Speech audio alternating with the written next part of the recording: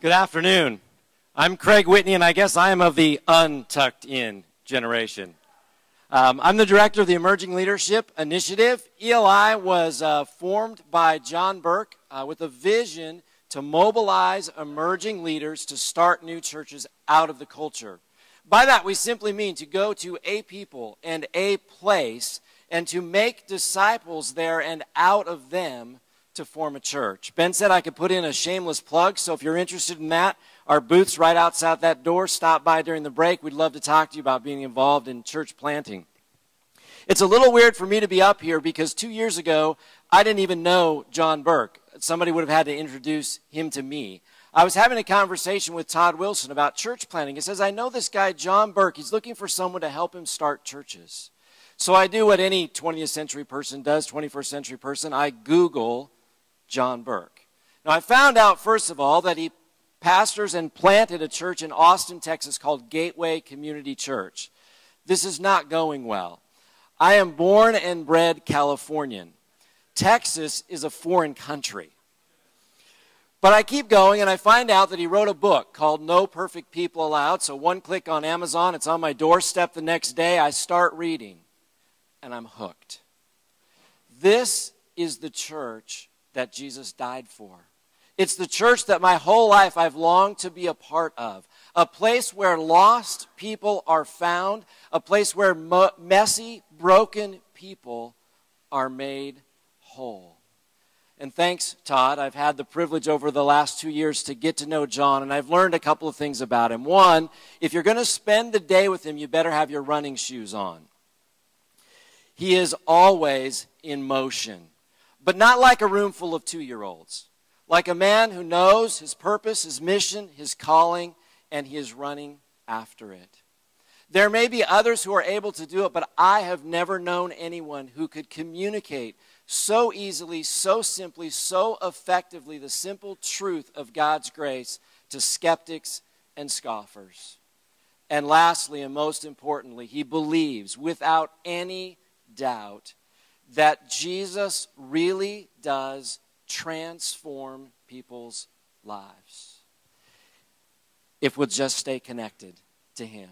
He's written a new book called Soul Revolution that'll be out later this summer to tell people how they can become all that God intends for them to be by doing just that, staying connected to Jesus. Will you welcome to the stage John Burke?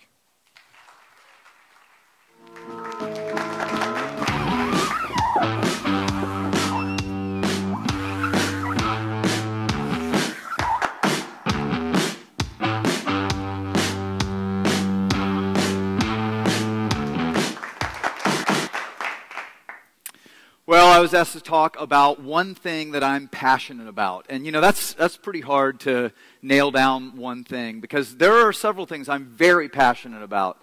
One, I'm still on a high because we had a baptism this weekend. And, we don't count exact numbers, but I think there have been about 400 people baptized this year. And that's not the 3,000 that were baptized in one day in the Acts Church. And I don't say that to my glory, but that's to God's glory. We can't do that. But here's what I'm on a high about, is that I was in the water with 4 of the 5 people who were doing the baptizing, you know. They had come to faith in the last 5 years. And one of them was, had real anger issues before. One of them was formerly a Buddhist. One came into our church. She'd had an abortion with her boyfriend, and they were living together when they had come into our church. All of them are now following Christ and leading others to Christ and living out the Great Commission. They're baptizing others and teaching them, to follow the Lord's teaching. And I get passionate about that. And I would have spoken on that, but I saw that Vince Antonucci, my friend, was speaking, and I knew he would speak on that and do a better job. So I'm not speaking on that. I'm speaking on something, on this one thing that I think, honestly, is even better than that. Because it's the fuel by which everything else happens. And, I was reminded in a painful way by the Lord of it early on starting Gateway, that this really is the one thing that we must do as leaders. And it's the simplest thing, but it's the hardest thing to do. When we started Gateway, about 9 years ago. It started with one small group and grew to 2, and then 3, and then 4 small groups. And then we were going to go do our public service, and we were launching in the Great Hills General Cinema. And we were just 2 weeks away from the launch when I get a call from the Los Angeles management of General Cinema saying, hey, you know what? You can't start a church in our movie theater there. That's bad for business. And I said, oh, no. We have a contract. And he said, no, the manager who signed your contract had no authority. You don't have jack. Sue me. And I was completely distraught. I mean, I was beyond myself because I was thinking, you know, we're out of money. I've looked all over the city for places. We have no other place. Our mailers are in the mail announcing for people they can come, you know, to our opening Sunday at the General Cinema. And I didn't know what to do except to pray. And so we called a prayer meeting of our little core the next night. And as I was leaving to go there, I got a phone call from a friend, pastor friend, Brian Tome in Cincinnati, who was saying, hey, this woman came to faith in our church. I want her to come to your church when you get going. And I told him our dilemma and what was going on. He said, you know, I think I might know somebody who knows somebody in the movie theater industry. Want me to talk to him? And I said, sure. Thanked him and didn't think anything else about it. Well, the next week I went and talked to the General Cinema manager just to try to persuade him to let us meet just once so that people wouldn't show up and we not be there. And the first thing he said shocked me. He said, well, you guys have some connections. He said the president of General Cinema in New York called the Los Angeles office and said, work it out with the church in Austin. So Brian Tome's little prompting to call me was a God prompting, and we saw, you know, God's connections and His hand on our church. Now, I'll be honest, though, I smugly thought to myself, let's see Mr. LA manager mess with us now. It wasn't 8 months later that they started showing the new Austin Powers film, and they decided to have an early Sunday morning matinee, and we got the boot. We got shagged by Austin Powers. And so began 2 painful years of moving from location to location. 6 locations in that time. Sometimes we'd only get 4 days notice before we had to move. One time we moved locations or times every week for 6 weeks. During that time our motto was, if you can find us, you can come. But you know, the truth is, it was tearing me up. I was anxious. I was frustrated about it. I was stressed. I felt like a bad leader. And quite honestly, you know, I had gone from kind of being in the Christian limelight to total obscurity.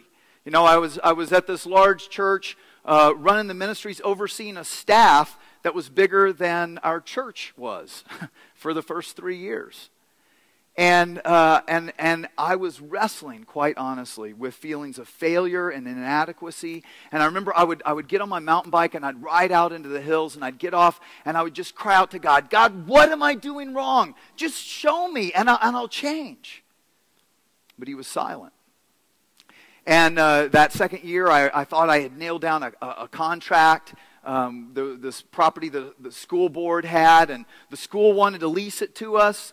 And, you know, our leaders all got out there and we marched around the building 7 times and prayed and claimed it. One of our brand new Christ followers came up to me and said, we've got it. I said, how do you know? He said, I marked it. He'd peed on the side of the building. He was just sure it was in the scriptures somewhere. In the legal code of doggy ownership is where he read it. But for more than a year, they would not sign the contract. We'd get so close to signing it, and then something would make them postpone it. And it was just so frustrating to me. It felt like God was working against us, and I didn't understand His silence. And after a year of going out and crying out to Him and hearing nothing but silence, I finally became silent. And in those times, I started finally hearing not an answer to my question, but a question. And this is the question that kept popping into my mind. Am I enough? Am I enough is what kept popping into my mind over and over again. And of course, the Sunday school answer I immediately said was, you've got to be kidding, Lord. Are you enough? I mean, and I rolled off the litany of good boy, you know, sacrifices I had made and things I'd done, stepping out in faith to come plant this church. And isn't that enough to prove it to you? But you know, deep down in my heart, I knew the truth.